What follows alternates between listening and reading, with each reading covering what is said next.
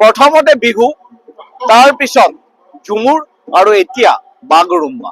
অসমৰ তিনিটাকে নৃত্য প্ৰদৰ্শন কৰিব প্ৰধানমন্ত্ৰী নৰেন্দ্ৰ মোদীৰ সন্মুখত। আৰু প্ৰধানমন্ত্ৰী নৰেন্দ্ৰ মোদীয়ে 17 জানুৱাৰীত আগমন হ'ব। আৰু ইয়াত লৈ প্ৰায় 8ৰ পৰা 10,000 বড়ো যুৱক যুৱতীয়ে অংশগ্ৰহণ কৰিছে বাগৰুম্বা নৃত্যত আৰু অনুশীলন চলি আছে। মোৰ লগত আছে দুৰ্গা দাস বড়ো ডাঙৰীয়া, তেওঁ BPF দলৰ বিধায়িনী দলৰ নেতা, এগৰাকী জ্যেষ্ঠ নেতা। কি ধৰণে এটা পৰিৱৰ্তন লক্ষ্য কৰিছে আৰু এই যি সমাৰোহ তাক লৈ কিমান আশাবাদী আপোনালোক?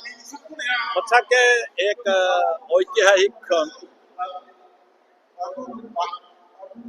বৰ্তমানৰ মুখ্যমন্ত্ৰী হিমন্ত বিশ্ব শৰ্মা ডাঙৰীয়াই এটা মিছন আৰু ভিজন দুইটা লৈ তেওঁ আগবাঢ়িছে, বিশেষকে অসমৰ কলা সংস্কৃতি ৰক্ষাৰ ক্ষেত্ৰত। ক্ৰীড়া ক্ষেত্ৰখনতো তেওঁ বহুত কাম কৰিছে। এতিয়া আমাৰ বিশেষকে বিহু, যিটো বিহু ৰেকৰ্ড কৰিলে, ৱৰ্ল্ড ৰেকৰ্ড হ'ল, তাৰ পিছত ঝুমুৰ আৰু এতিয়া বাগৰুম্বা নৃত্য।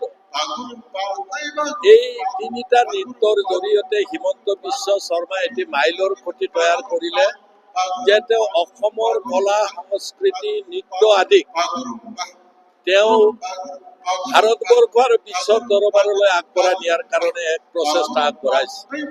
আৰু আমি বাগৰুম্বাৰ 10,000তকৈ অধিক শিল্পীয়ে অনুষ্ঠান কৰিব, তাত হিমন্ত বিশ্ব শৰ্মা ডাঙৰীয়াক মুখ্যমন্ত্ৰী হিচাপে, বড়ো জনগোষ্ঠীৰ এগৰাকী নেতা হিচাপে মই তেখেতক ধন্যবাদ জ্ঞাপন কৰিছো।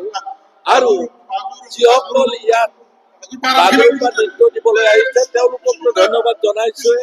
তেওঁলোকক পৰিচালনা কৰা যিসকল মাষ্টাৰ আছে, মাষ্টাৰসকলকো ধন্যবাদ দিছো, বিভাগীয় বিষয়াসকলক ধন্যবাদ দিছো।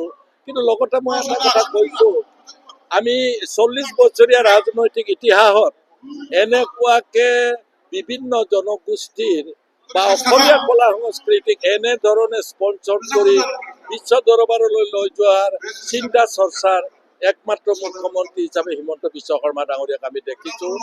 মই ভাবো তেওঁ দীৰ্ঘায়ু হওক আৰু তেওঁৰ এই চিন্তা চৰ্চাই আৰু ফলপ্ৰসূতা লাভ কৰক। আৰু আজি এই বাগৰুম্বাৰ যিটো